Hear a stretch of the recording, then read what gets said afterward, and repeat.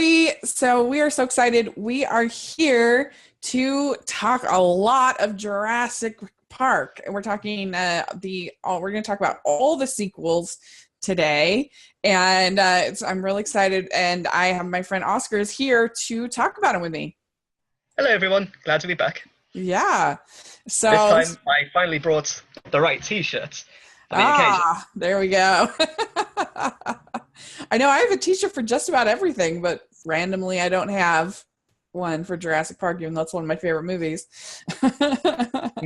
But we already talked about Jurassic Park last week, so if you, or I guess 2 weeks ago, if you want to know our thoughts on that film, then listen to that podcast, and I'll put a link in the description section.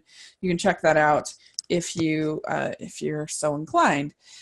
So yeah, Jurassic Park is a masterpiece, really. I mean, that word is overused, but I really do think it's certainly in the argument of one of the greatest blockbusters ever made. Would you agree? I would certainly agree, and not just within the blockbuster genre, but the medium of film itself, I think. Yeah, agreed.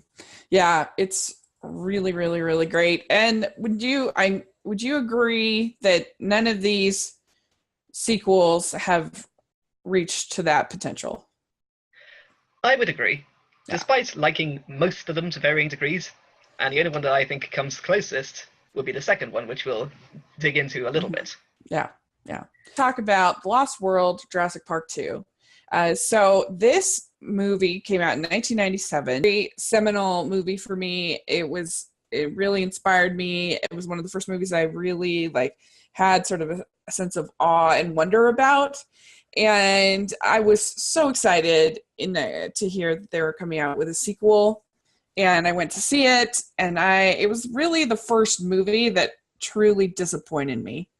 And I was very, very disappointed in 1997. And then I would prove to be even more disappointed in 1999 when The Phantom Menace came out. And I'm not saying that The Lost World is on the level of Phantom Menace. I was just saying that I was so excited for it, and it really let me down. I think at the time I felt like it was boring. I felt like it was cluttered, and I just didn't like it, back in 1997.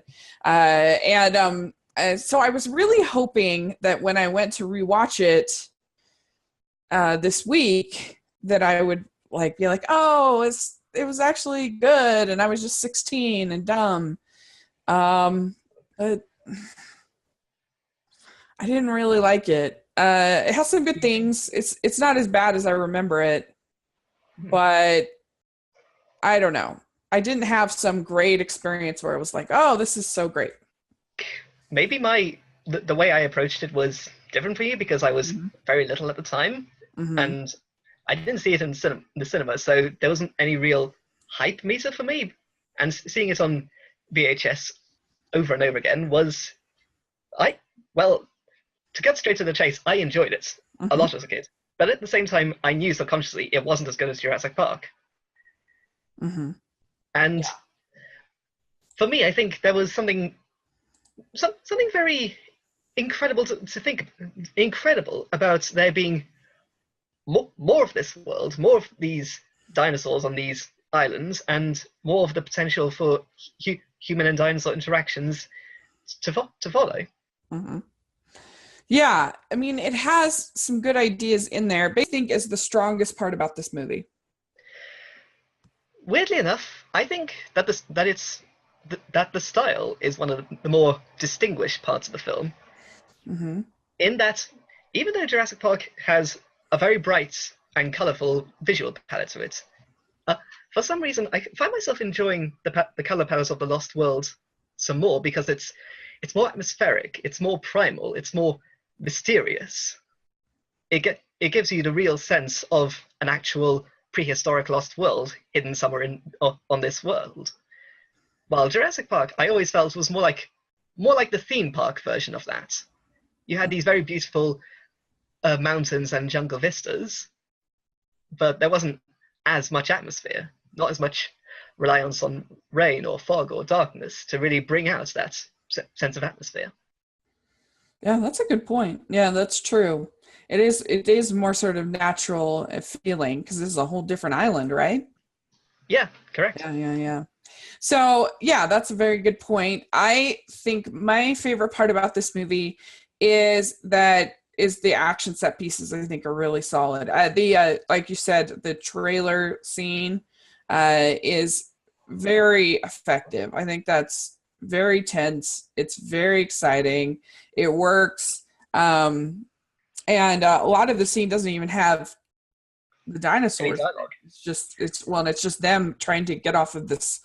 They're hanging by this on this cliff, and it's them trying to get out for a It's a lot of it. continue, yeah, and it continues the theme of man-made vehicles being a danger to people, like in the first film. Yeah, yeah, yeah, yeah. That was really good, and I also think that Ian Malcolm, played by Jeff Goldblum, is great. He's a great character. He's still a great character. He's the moral compass of the whole franchise, and I think that he's great in this. And uh, he has good chemistry, I think, with everybody that he interacts with. He's funny and yet also sincere, and you get to see a different side of him in this with his relations, because he doesn't have any relationship with anybody in the first Jurassic Park. So I do appreciate that in this one you get to see a side of him with people that he actually loves, cares about, things like that. So I think that's good. That's true, and I always thought it made sense for him to be more jaded and cynical after his experience in Jurassic Park, and how the after effect of that basically almost destroys his career, and he's trying desperately to rebuild that and rebuild his credibility. Hmm. Why does it destroy his career in at the end of Jurassic Park? I mean, do people not believe him? Because it's mentioned briefly in one of the first scenes, but he went to the press with it and broke the non-disclosure agreement with InGen, which caused him to become regarded as a laughingstock and a lunatic. Because people didn't believe that there were dinosaurs? Yeah, Okay, interesting. Yeah, I forgot about that. So I did find that this movie was, and we're getting into some of the negatives now, but I did find that this movie was incredibly forgettable. I watched it on Monday, and I was thinking about watching it again yesterday because I'm like, I've forgotten a lot of what happened. Whereas, like, I don't know, some of the other ones, even more that are not there, as good, there still are less kind of nominated. stick in my head better. I don't know if that makes sense. I kind of get what you mean. I mean, sometimes you have a memorably bad movie like Batman and Robin, for example. Right, right, yeah, yeah, yeah. But honestly, I can only speak for myself, and because Hmm. I've watched this probably hundreds of times, but I don't have any trouble not remembering things in it. Hmm. So, all right. Well, let's talk about some of the other things that didn't work for, at least for me, and if there's things that don't work for you. So, I do think that there are too many characters in this movie. I think that there are a lot of characters in the first Jurassic Park movie, but I think that we get enough little moments with each of them that I really cared about all the characters. Whereas this one, you don't, and you have like the hunter guy, and you have all the military guys, and you have all of the. I mean, the only people I really cared about was Jeff Goldblum and his daughter, and I guess Julianne Moore.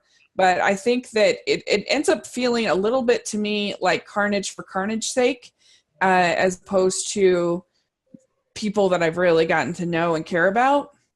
And so I think that's a problem. I do think that all the actors are good, and but I think because I don't care as much about the characters, that's why it feels a little bit boring for me. I don't know. Do you feel like it? Can you see what I'm saying about it maybe feeling a little cluttered? Yeah, I kind of do. It is obviously a much bigger cast than the first film, and there are obviously a lot more people on the island. Mm-hmm. Uh, and in that sense, I used to have difficulty keeping track with everybody, and Mm-hmm. because you have less, you have a bit more of a cynical feeling film, and a bit more, where with a lot of sort of moral greyness. There aren't really any straight good or straight bad people either. Mm-hmm. So on that level, it gets a little difficult to find people to root for, apart from, like you said, Ian Malcolm. Yeah, yeah. What would you say is something that you think could be better about this movie? I have a very specific critique regarding the film, and it's to do with the third act sequence. The Mm-hmm. transition from the island to San Diego Yeah, happens so quickly and with very little build up, yeah. and not a very strong explanation for what actually happened on the boat before the T-Rex broke out, that it really needed something to shore it up. I agree with you. I think that it really kind of loses me in that last section. I feel like particularly the attempts at being funny don't fit at all. Uh, like, I don't know, the little kid telling his parents that the T-Rex is outside and stuff like that that's like supposed to be funny.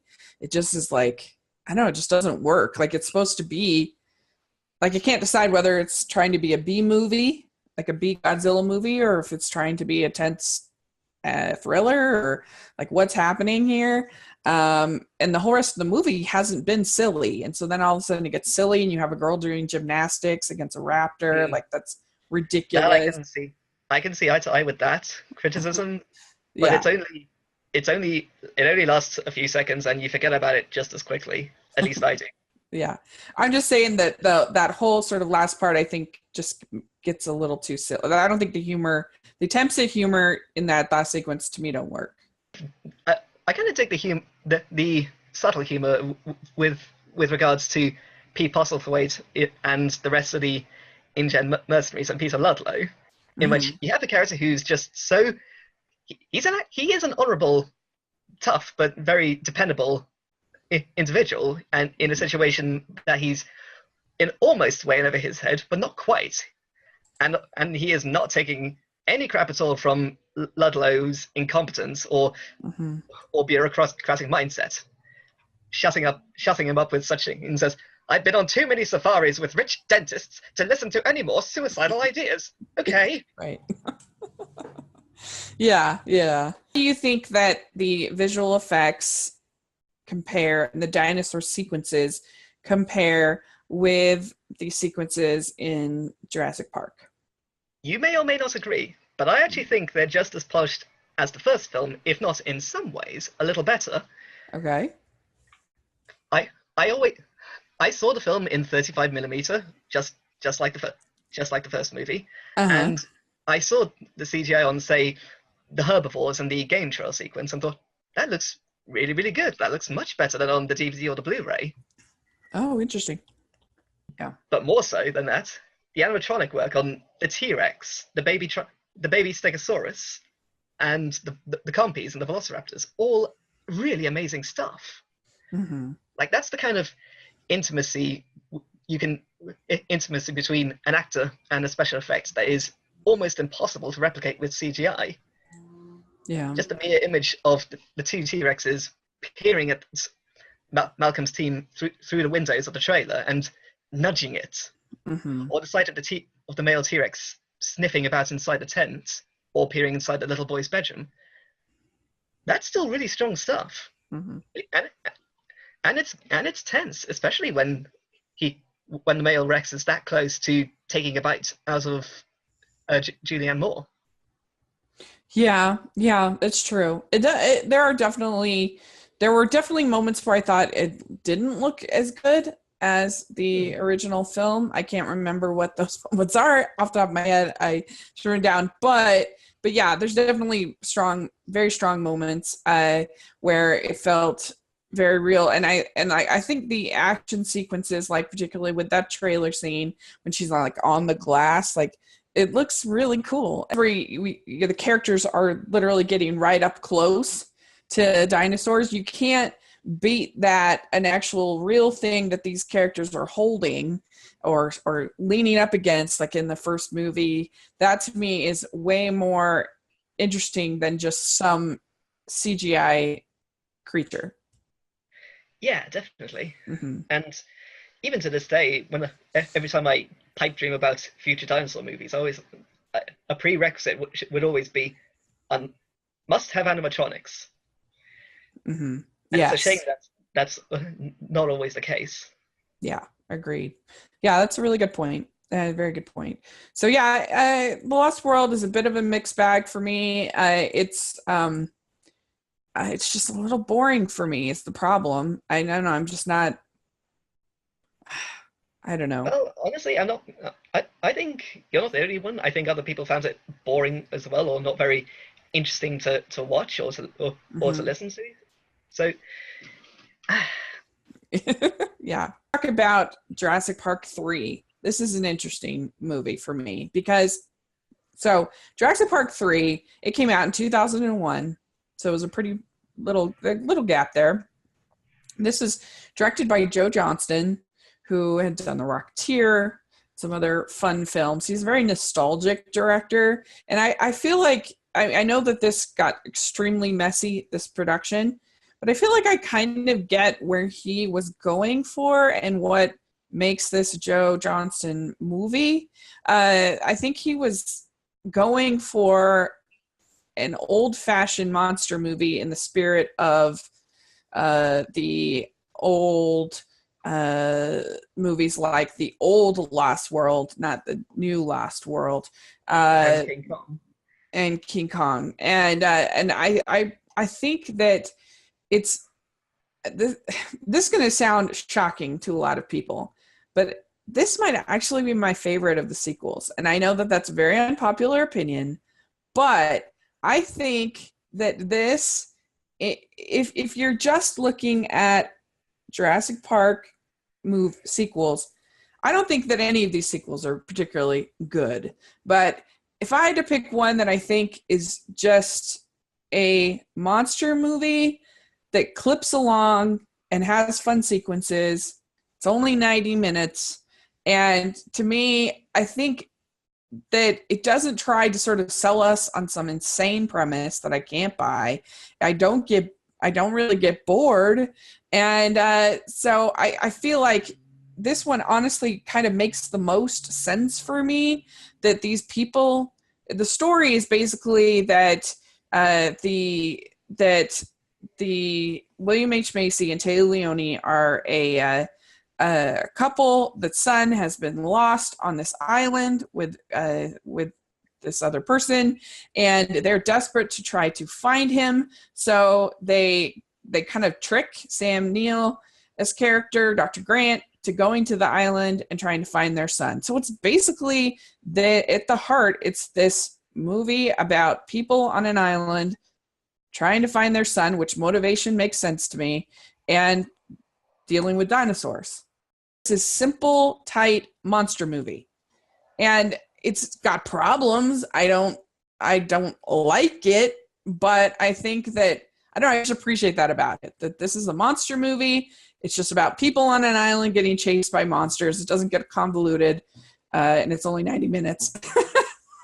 Well, it's So, interesting that I don't know. it's interesting that you say that this one feels more like a throwback to the likes of the original 1920s The Lost World and King Kong. Well, to Mm-hmm. me, that's what The Lost World already was, and I felt that hit those marks to to a very pleasing degree. Mm-hmm. Now, with regards to Jurassic Park 3, it certainly has shades of that. Don't get me wrong, but there is. I still have something. There's still something about it that makes me always refrain from enjoying it as much as I want to. Mm-hmm. I saw this. This was the first Jurassic movie I saw in cinemas, and I remember being very excited to see it with my dad. I even Mm-hmm. brought my own little Lego dinosaur toys to play with, Mm-hmm.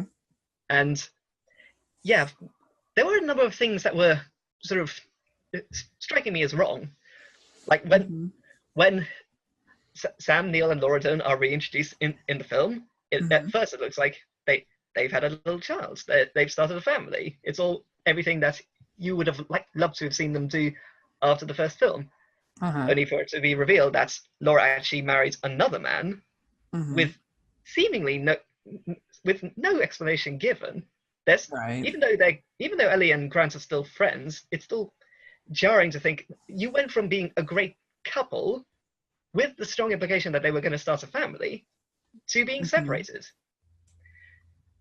And it feels like a deliberate undermining of that first movie's arc. But I don't think this is a good movie. But I think that if you're looking at it, there's an article on Rotten Tomatoes that they just had this week where I think I saw that one. Jurassic Park 3 is the series standout because it's a full-on horror movie. It is not a horror movie. What's that? It's not a but horror let movie. me just read a little bit and just to kind of to see kind of what I'm going for. So basically it says, hear us out. There are so many classic horror tropes used in Jurassic Park 3 that when viewed through a certain lens, you can see the time has been kind to the film, as has the internet spilling over as it was with Jurassic Park 3 Defenses. Who knew? I'm not alone. And so she says basically that it has these horror tropes of first one she lists is characters who are enticed to a location by what turn out to be lies. So that's a horror trope that's in this. And tropes, people use the word trope as if that's an insult, but trope isn't necessarily a bad thing.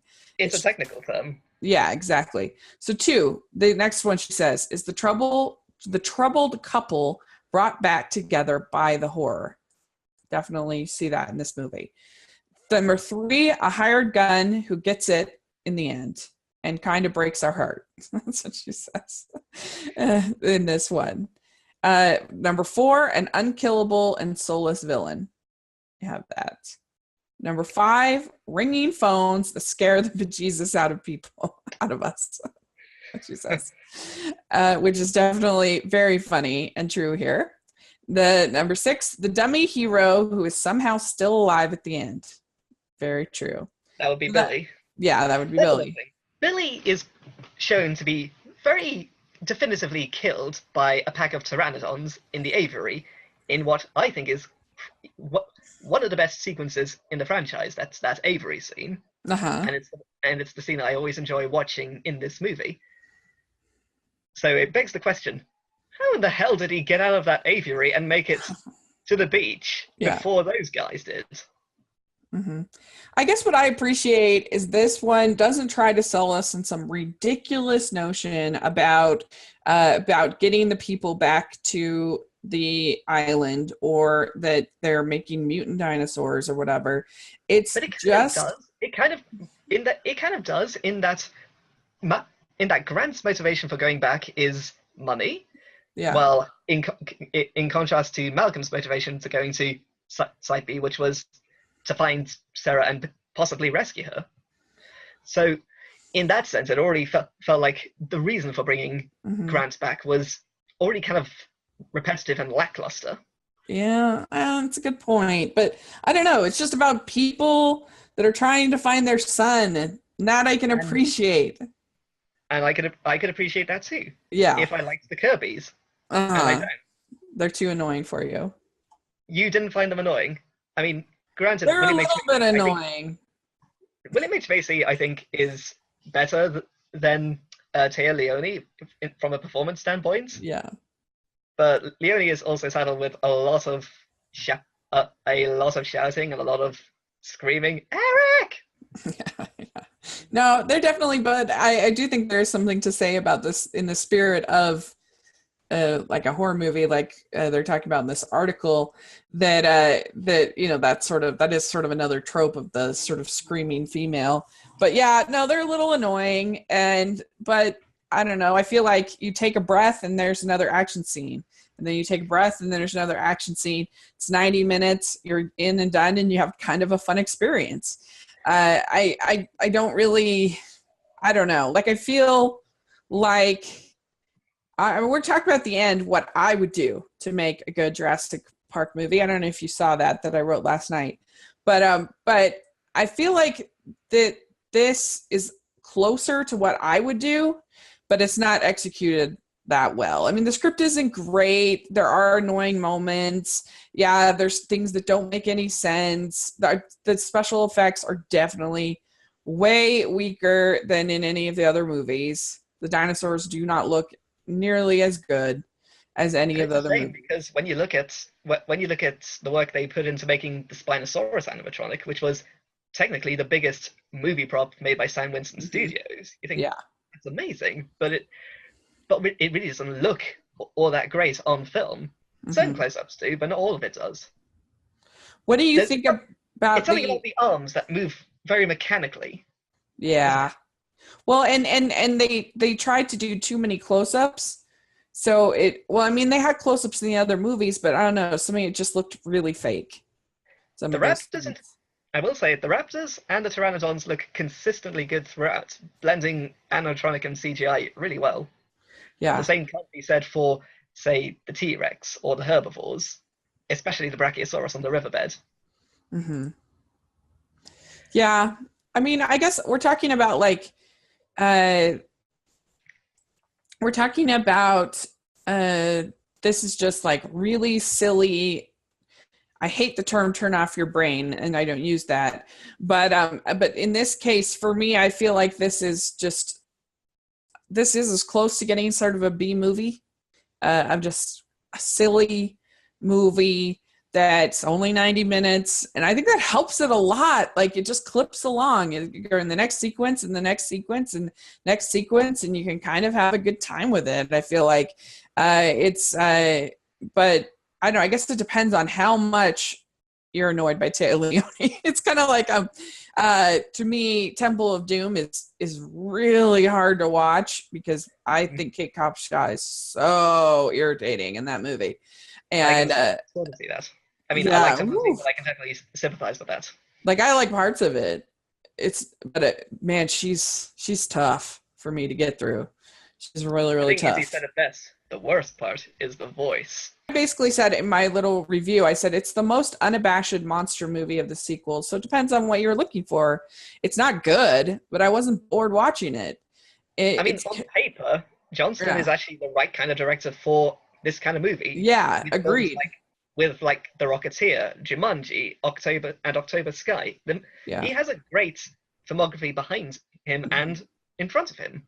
yeah.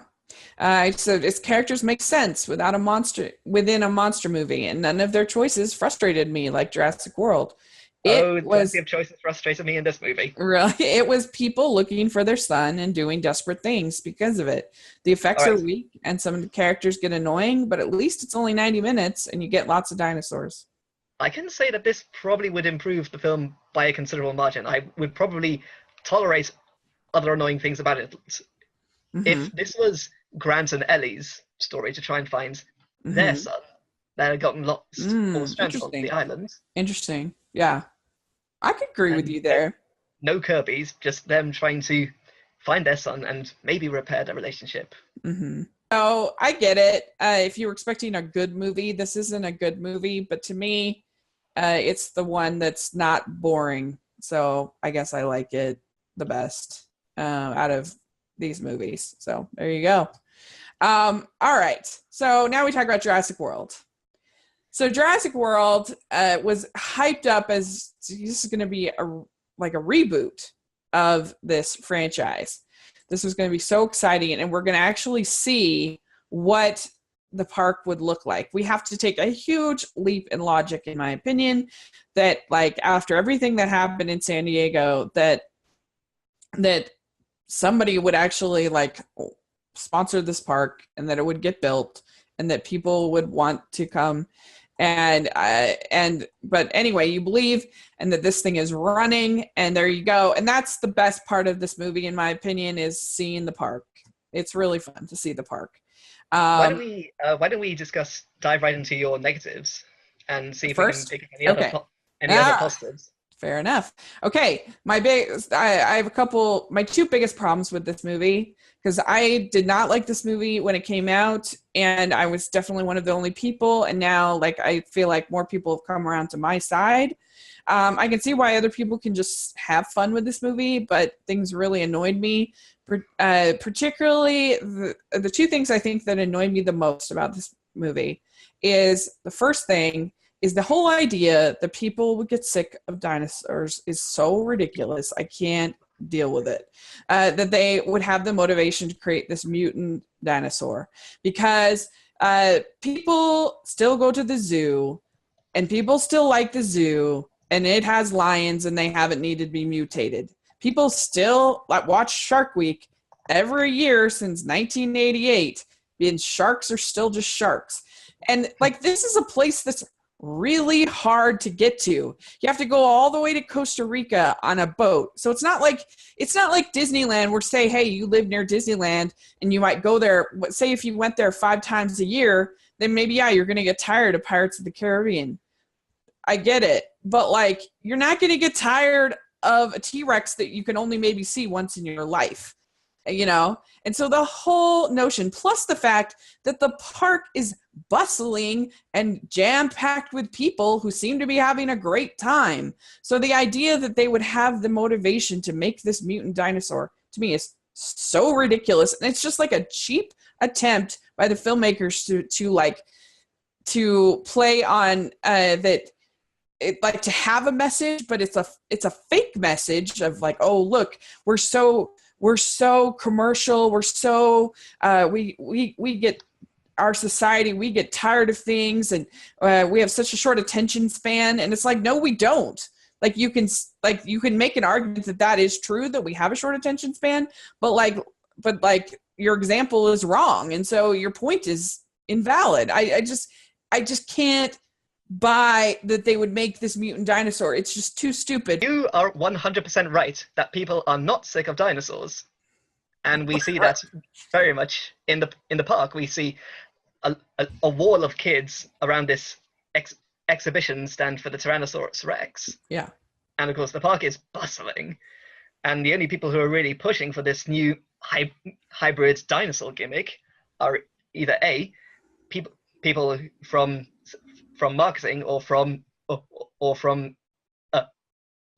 non-affiliated businesses who really want to push this idea, or they're shady military types who are basically doing this to test out some kind of monstrosity. I agree that the sort of metatextual angle doesn't really work. Mm-hmm. But the angle that works for me, and the angle that I subscribed to since I first saw the film in 2015, was that of hubris.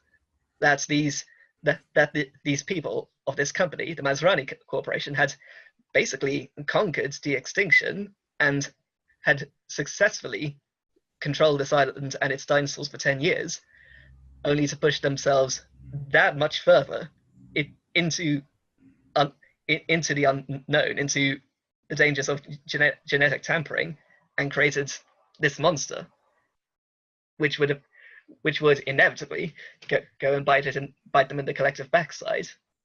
Mm-hmm. So they were doing it more because, in your opinion, because they could do it, rather than as a commercial, because like people were tired of dinosaurs? Yes, I think it was because they could, and because they thought they could create this creature as basically a glorified attack dog. The problem is literally Claire says, when she's first introducing the dinosaurs, she literally says, people are tired of dinosaurs. And it's like... And she says that to who else? Corporate sponsors. And that's exactly what they're expected to hear. I mean, but it doesn't make sense. Like, these corporate sponsors should be like, what, the park is doing perfectly well. Like, I it's a struggle. I struggle. It's an interesting thing. My other huge problem with this movie is I hate Claire as a character. I think she's the worst. She is so, she's just this classic ice woman who, like, honestly, if you were in Costa Rica, away from, your family, away from everything else, on an island, and your family came to visit you, do you honestly think that I don't know anybody that's so heartless that they're just like, well, families come here, I'll pass them off to the assistant. It's ridiculous. And like, especially if you knew that like they were going through like divorce, and these kids were in this, place, like you would definitely like. And I hate that character in movies. This sort of like, just because you're a single working woman, that you're somehow like an ice queen and you're just like cold and heartless. And like the whole idea that she wouldn't immediately evacuate the island is so ridiculous. She's supposed to be this smart businesswoman. You have a Tyrannosaurus Rex running loose on an island with people, and like it's absolutely absurd to me that when the pterodactyls come, that people are still like walking around hanging out in the main square. That's absurd. Like, people should at the very least be told to go inside immediately as soon as that T-Rex is out. At the very least, go inside a building. Like, it's so absurd. And I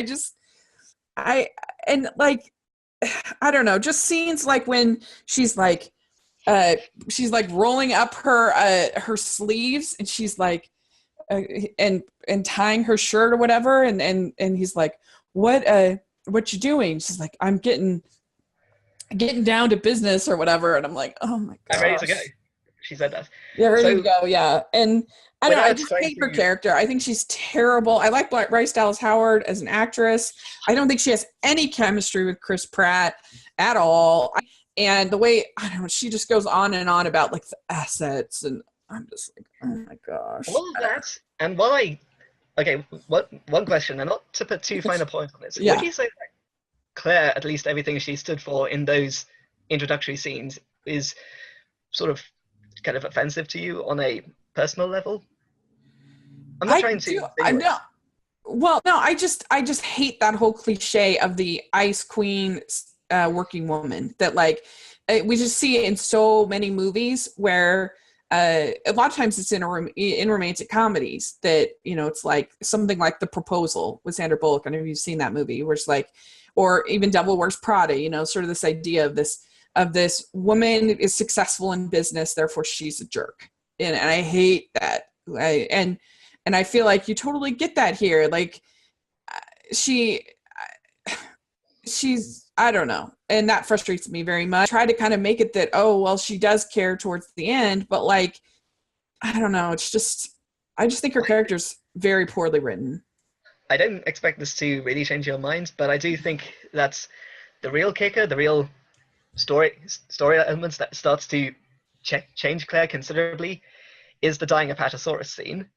Mm-hmm. And that's, not only is that pretty much, to be honest, the only example of a practical effect in the Jurassic World movie, but it's also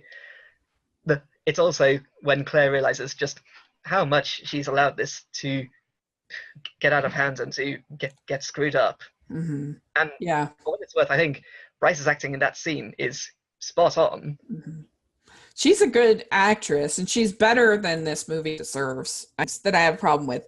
So I think that the kids are terrible in this movie. I think that like the brother, like basically mocking his brother for crying about the fact that their parents are getting a divorce. Like, what? Like, he's harsh. Yeah, like, what? Come on. And that just seemed extremely cold and great, dislikable. I did find Zach, the elder brother, not very likable at all. Yeah, he's the worst. This movie doesn't take time to like stop and let the characters really breathe. And a lot of the moments that you have that are supposed to be like that end up just feeling kind of frustrating. I mean, like, here's an example. So in the original Jurassic Park, you have this scene where after all this chaos, where the two kids are sleeping with Dr. Grant, and then this Brachiosaurus comes, and they have this moment where the Brachiosaurus sneezes on Lexi, and it's like this soft, quiet moment. In this movie, you really don't have anything like that. First of all, because the herbivores are all slaughtered. Like, what? Like, that wasn't a good decision. So there's no like chance for anything to be like, to have sort of the majesty and awe. Aside from the only sense of majesty and awe in this movie is the actual park itself. Like, you get a sense of awe of like, wow, seeing that is like really cool. Can we at least agree that the militarized dinosaurs is stupid? Will you go with me Yes, there? and it is, yes, and guess who also agrees with you? Chris Pratt. Okay, good. You're right. Yeah, In his fact, character. in an earlier draft of the film, Pratt's character was actually on board with the military program, Oh my gosh. Like this is so like we and don't yeah, have that is lions in battle for a reason. Like I mean, this is just such a stupid idea and I can't like poor Vincent D'Onofrio who's a good actor like having to sell this is so ridiculous. I don't know. I think he was having a lot more fun than he was letting on. Yeah, right. He does a good job. Uh, and of course, then you get like really ridiculous scenes, like you have the classic running in high heels, Hmm. her being faster than a T-Rex. It's just ridiculous. Like Well, the T-Rex wasn't running; it was more like just stomping, just just out casually. for a jaunt. Just Well, it was following the flare. It wasn't. It literally could have eaten her in one fell swoop. yeah. And it wasn't a case of running from the T-Rex or be eaten. It was run as fast as you can to draw the T-Rex towards the other creature. Uh-huh. At least that's how I see it. Yeah. It just looks ridiculous to me. To me, the film's core idea was about the relationship between humans and dinosaurs, and that is typified in the relationship between Owen Grady and Blue the Velociraptor. And That's and interesting. it shows a contrast between what Owen did with the raptors versus what InGen did with the Indominus Rex, and how those two creatures were created, they were raised, and became very different. See, I can see that as the message, but I don't think that. I thought they were trying to make a message of like consumerism and how like, and and and I personally try to reject that particular message out of hand because ultimately I do agree with you. It doesn't work on its own grounds, on its own merits. mm-hmm. Yeah, yeah, because what they're saying that people are rejecting is false. Like people would not reject dinosaurs. That's ridiculous, and so. I think they Right. would probably have a point if the movie was a financial bomb like Tomorrowland, Mm-hmm. but that wasn't the case. Right. No, And it's 3 years huge, on, we are, massive. and 3 years on into the present with Fallen Yeah. Kingdom. Yeah, let's talk about that. So this just came out. Spoiler alert. So if you haven't seen it, then don't watch this. Listen to this. But so this movie just came out, and you can listen to some of my thoughts if you want on this channel. So yeah, in this movie, the whole premise is that Claire has kind of softened up, become kind of an advocate for these dinosaurs. And the conflict that they're trying to say in this movie is that are things that we have created, should we have to preserve them? Like, so that's sort of what they're trying to say. And there's all of a sudden this volcano on this island, and this is Isla Nublar, and so there's two islands in the Jurassic Park canon, correct? Correct. Yeah. And so they want to go to Isla Nublar and save these dinosaurs from this volcano. And she gets actually recruited by this guy, Lockwood, to go and to get Chris Pratt, get Owen, and so that they can find these dinosaurs and that they can save them, because she, being with her experience, she knows all the security codes and the other stuff like that. So what did you think about this idea, at least, of sort of preserving the dinosaurs and going from this volcano kind of thing? While there is certainly an issue with the idea of moving the dinosaurs from one location to another, Mm-hmm. and why Isla Sorna, even though it's mentioned, it isn't brought up as the actual intended destination. Mm-hmm. I was The reason why I was on board with it is because the dinosaurs are exactly that. They're animals. They might be man-made, they might be Mm-hmm. artificial, and the argument can certainly be made that their time on this earth had long since passed. Mm-hmm. Uh, but but the idea of taking responsibility for them, at least, it felt resonant. It felt, if nothing else, it felt consistent. Mm-hmm. Yeah, I guess I realized we didn't even talk about the talking. I just realized we didn't even talk about the talking raptor in Jurassic Park 3. That's right. that's I almost didn't want to. but no. So yes, and you have Jeff Goldblum, you have Ian Malcolm at the very beginning, basically talking about how we have to let nature kind of correct itself, and be like this volcano is basically in his mind is nature's way of getting rid of what they had already once destroyed. It's like correcting what we had done, and so that's and that's basically like telling you at the beginning of the movie that like these people should listen to. We all know that people should listen to Ian Malcolm. Like he's definitely right in all of these movies, Yeah. and so it's sort of their way of being like what these people are going to be doing is stupid. But I bought it that they would at least do it. I bought that Claire would do this, and I bought that Owen would join in, and that they would go. And I thought that the opening sequence for this movie was really strong and really fun. And it's true, they did show almost all of it in the trailers. That's a valid point. The trailers really, I think, did more harm than good in the long run. Yeah, the trailers were terrible in my opinion, but if you can kind of separate that and just look at it for what it is, this is J.A. Bayona as a director. I thought that first part was pretty fun. It was pretty engaging. You had some nice moments with Owen and Blue. Well, I can paraphrase some of the things I said in my initial tweet after coming out of the cinema.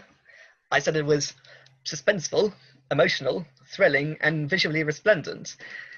Now that may come across as a bit jarring to some people, because soon after seeing the film and reading the reviews, I did notice that people were finding that the humor element really didn't click at all. Uh-huh. But I admit I laughed a few times. Yeah. And in terms of the emotional content, like you said, the scenes between Owen and Blue were really strong in my view. Uh-huh. And spoiler alert, there is a particular scene involving a brachiosaurus, just as the ship pulls away from the island and the dinosaur being consumed by the lava and the volcanic flow before rearing up and bellowing one last time. I got choked up. I was like, that was the first dinosaur to greet us on island Nublar, and now it's gone. It's extinct. Was that too exploitative, though? Was it too... An argument could be made for that. Mm-hmm. I wasn't bothered by it, but then I heard other people saying, oh, that was exploitative, they didn't like it. So it's an interesting thing. It didn't bother me personally. But I mean, Bayona has been criticized for being called exploitative before in his other films, like interesting. Monster Calls. Oh yeah, I can see that. So all right, so they get the dinosaurs, and then they figure out that these people aren't really here to help the dinosaurs. That they are basically Lockwood's assistant, Eli Mills, played by Rafe Spall, has duped Lockwood and Owen and Claire, and the whole mission is a sham. What do you think of the two? I guess my friend calls them the millennials. In this movie, the what do you think of them? The paleo veterinarian, and then the other guy. I didn't like Franklin a lot, to be honest, and I can see why everyone feels that way about him. Yeah, but I actually liked Zia. I thought she was kind of a badass. Yeah, and I think if it was just her, and if it was just her, I can probably see that working better. Because Franklin's only there to boot up the island systems and much later on knock Dr. Henry Wu out.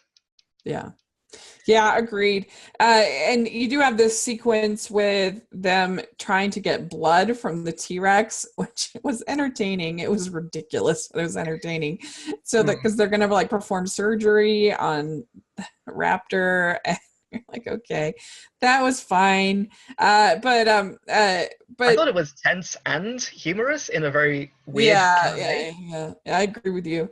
But anyway, so then we get to this middle part of the movie, which is where it didn't work for me. This movie, you have they're basically there's all of this time spent with the dinosaurs that are in these cages, with them being basically sedated, and so for me, this middle section got pretty boring, and like the characters are not strong enough to the human characters to sustain that middle portion for me.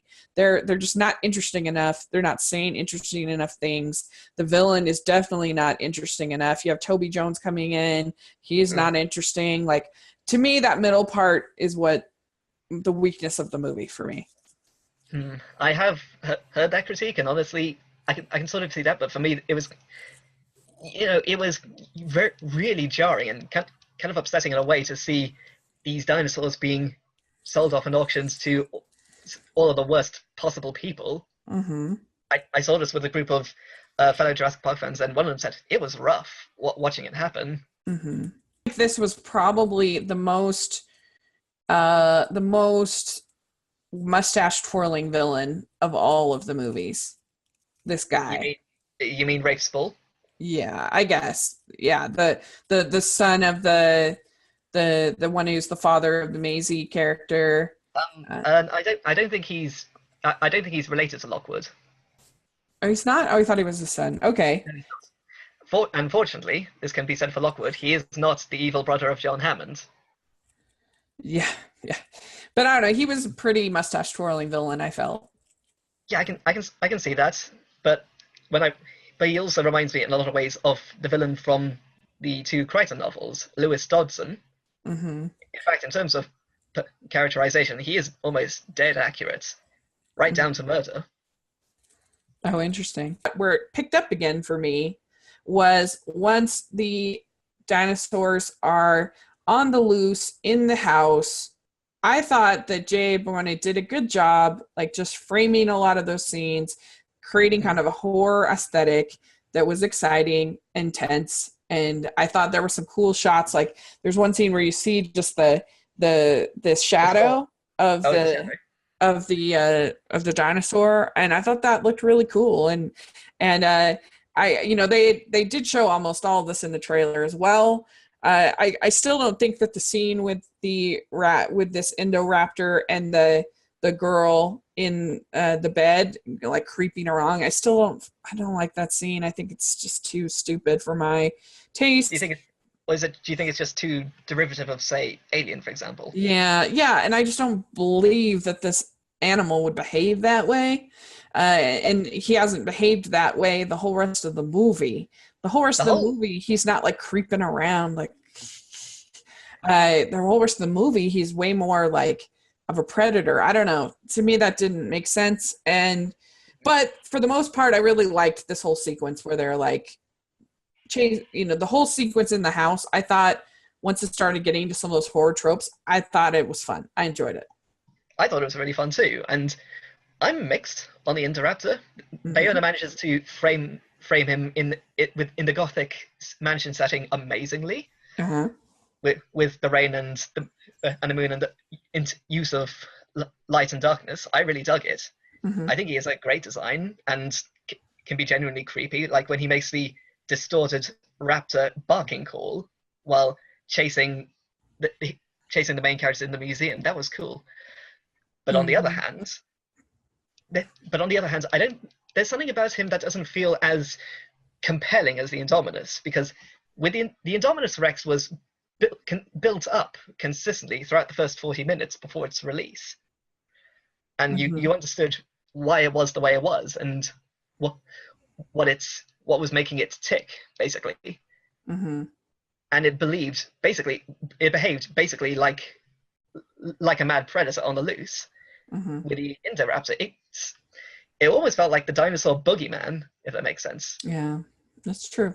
get to the ending. So I liked, when I say I liked the beginning and I liked the ending, I'm not talking about the true ending. So they end up getting this hydrogen gas that's fuming into the dinosaur chamber, and we find out that this little girl is a clone, which I think was really stupid.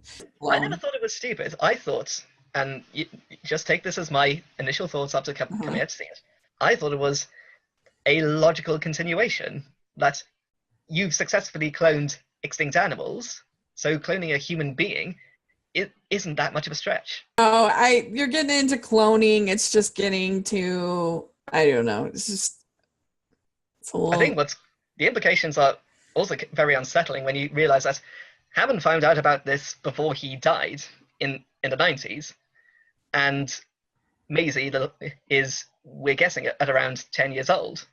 So Lockwood has been trying to clone his real daughter for a long time, and probably not successfully up until recently. So they're like other. So there may have been unsuccessful versions. Yeah. Do you think they're still out there? I mean, it's just getting so ridiculous at this point. But it's less ridiculous and more creepy from my personal standpoint. And I don't think they're out there necessarily, but there must have been a version of her that was created beforehand. Yeah.